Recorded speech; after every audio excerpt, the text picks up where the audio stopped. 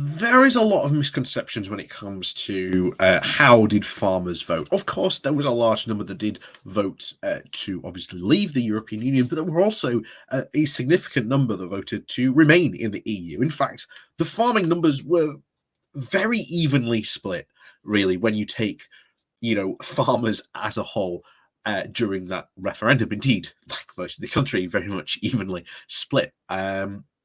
So they do not deserve the whole blame. And I've said this before, people like the farmers, just like the fishermen, were conned.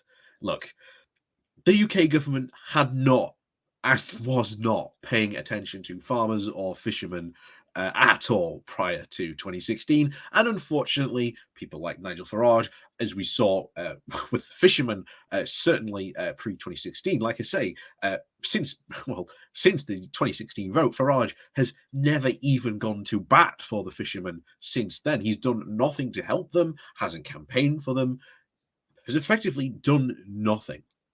And of course, many farmers, just like the fishermen, were sort of swept up in this, thinking, oh, won't it be so much better when we're out of the EU? Again, being led by the noses, by the promises that, again, the Brexiteers were making to them. Isn't Brexit going to be all, wonderful?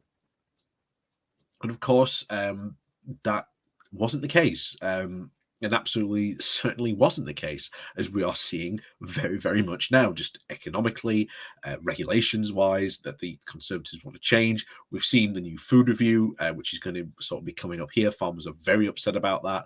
And of course, as we saw in the Chesham and Amersham by-election, one of the important things that didn't get reported a lot was the fact that farmers absolutely turned their backs on the Conservative Party to vote for the Lib Dems. And of course, next week, Tiverton and indeed Wakefield will be going up to by-elections. And again, if you were in Wakefield, vote Labour. If you were down in Tiverton and Honiton, vote Lib Dem.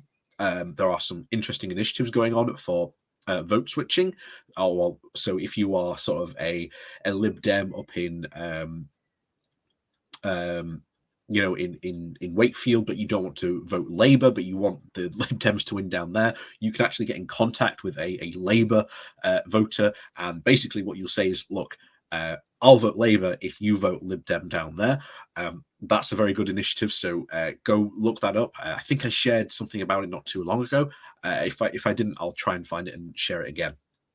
But yes, this is important because not just here, this is the majority of Tory heartlands. We talked before about farmers being a core vote. And unfortunately, with Boris Johnson trying to appeal to what he perceives to be this new core vote of new Tory voters being very much what he describes as the new conservative working class voter, which are almost certainly going to turn against him very, very quickly soon. Things are not looking good for the Tory party. And as we've talked about before, the Tory nightmare of the collapse of both the blue wall and the red wall in one election, leaving them in third place, being the third largest party in Westminster. So let's go diving into this to find out more what's going on down there, because obviously with the by-election coming up, it becomes really important to take a look at just what's going on the ground and what the locals down there are saying. So before we do jump into that, please do remember to hit that like, share, and subscribe button. And of course, down below, there are links to my Patreon page and a one-off donation link called Buy Me Coffee, where you can buy me coffee. And as always, there is the YouTube subscription button as well, where if you subscribe to that, you'll get all sorts of little cool bells and whistles. And of course, thank you very much to everyone else who does support the channel. So over we'll go. This comes from the London Economic with the title of Like Turkeys Voting for Christmas. Brexit voting farmers set to turn their backs on Johnson. Farmers in Tiverton and Honiton say that they will turn their backs on the Conservatives in the upcoming by-election due to the disastrous implementation of the Brexit deal. Voters in the Mid-Devon seat will go to the polls next week following the resignation of Neil Parish, who stood down after he was caught watching pornography in the Commons. Yeah, that was a thing that happened. It is, of course, thought that Boris Johnson could face a very broad revolt in a very Tory-safe seat, which was held by Parish with over a whopping 60% of the vote share back in 2019. Speaking to The Guardian, some farmers who backed Brexit in 2016 said that voting for the ruling party would be a massive mistake for them. One local resident, David Easton, told the newspaper that his big Brexit deal is a mess, really. A lot of price rises have been caused by the increased bureaucracy. It costs in the cost of fertilizers and feed have shot up. A few miles away in the town of Brampton, near the Somerset border, Joss Welcott, a beef and sheep farmer who also runs a butcher's shop in town, says that Brexit has affected the export side of his business very badly. It's like taking 10 times longer than it used to do, he says. Shock horror. That's what we said. That's what we said would happen, But who could have predicted these things? Who could have seen these things coming? Oh, that's right, we did, and warned extensively that this was going to happen. You know, the entire case was, look, if you do Brexit, then this is going to become a problem. How are you going to solve this problem? Don't worry about it. That's just Project Fear. you know, and it's still very, very much the new line. In fact, the new line now is we've got a quote Remainer Brexit, but bear in mind that the 2019 obviously general election was all about getting Brexit done. Boris Johnson was again the leader of course, the Brexit, the Leave campaign. The fact that most of the Tories, again, because of 2019, when Boris did his big purge, are very ardent Brexiteers. This is by no means a quote Remainer Brexit. This is a Brexiteer Brexit. This is their fault because they do not have a plan. They never had a plan. They have no ideas except this very vague ideology that says if you do Brexit, you'll profit somehow. Yeah, so go figure on that one. But again, this is what happens when a party slides into blindly believing and ideological quote thought leaders without seriously considering what the ramifications of those ideas actually are.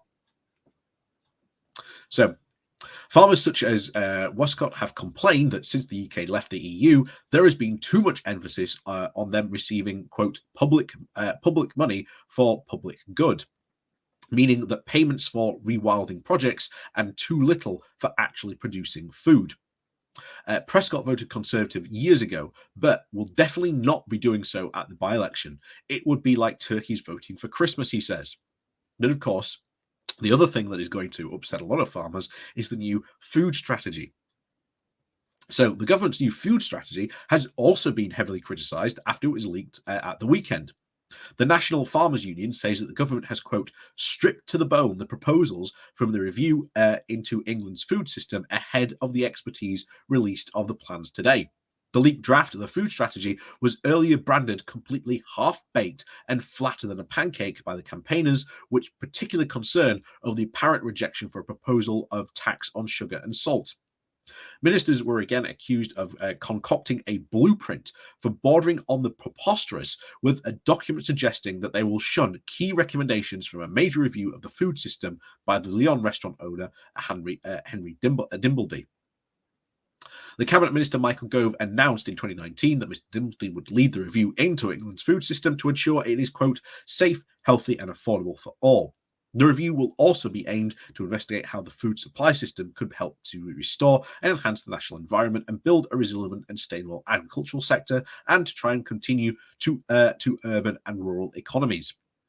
In his final report published back in 2021, Mr Dimbleby called for a sugar and salt reformation tax on a key parts for efforts to try and transform the nation's diet. This appears to have been snubbed by the ministers in the leaked draft. And of course, they also said, shockingly, that people need to eat more venison.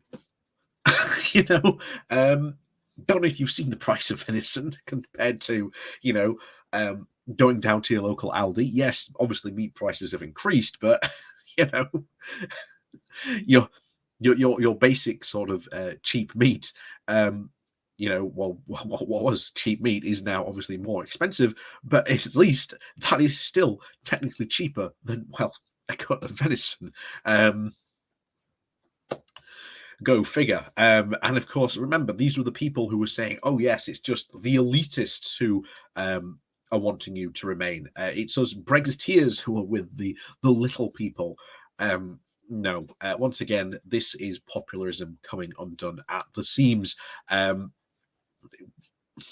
You can see many examples throughout history, but this is one definite clear example. And Johnson staying in this, the Conservatives are headed for an absolute defeat, probably a landslide defeat, but certainly these two by-elections next week are almost certainly going to give a key indication as to what is going to happen. And of course, this is going to put even more pressure on Boris Johnson to resign. So highly expect the rules of the 1922 committee to be changed so that, again, they can have another vote and, well, vote Johnson out. So as always, thank you very much for watching. Please do remember to that like, share, and subscribe button. And of course, down below, there are links to my Patreon page and a notification link called Buy Me Coffee. We can buy me coffee. And also, you can help the channel by subscribing to it. We get all sorts of cool bells and whistles when you do. So, as always, thank you very much for watching, and we'll see you all next time.